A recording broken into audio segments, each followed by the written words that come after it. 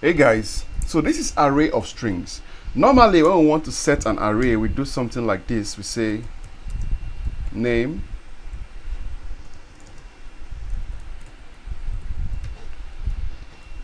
but this is a one-dimensional string array. So if you want to set a two-dimensional string array, let's say names of cars, then you do something like this. So because the first one here, the names itself, they are arrays, and it's an array inside of an array, so it's a 2D array.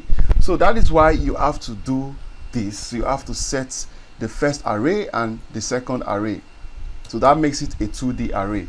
So if you want to do something like transversing this kind of array, you won't be able to do this initially by saying car 0 into Tesla. You can't change the value.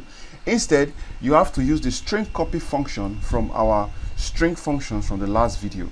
So if I run this now,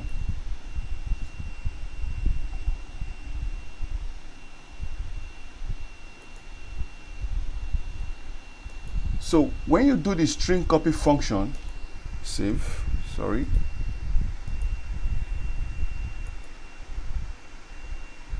So you see, we've been able to change Mustang from Mustang to Tesla. So what did we do? We used the string copy function, checking the array at the point 0, which is Mustang, and we turned it to Tesla. And for us to be able to access it, we transverse the array using the for loop, and using size of cars and size of cars of one of the array, we were able to get the size of the entire array. Then we incremented it with plus plus, and we print F all the result, and that is why we have Tesla, Corvette, and Camaro. So this is an array of strings, which is a 2D array of strings instead of the normal one array of strings. So this is a 2D array of strings. That is why it is an array of strings. So I just felt I should talk about this. So I'll see you in the next one. Thank you guys.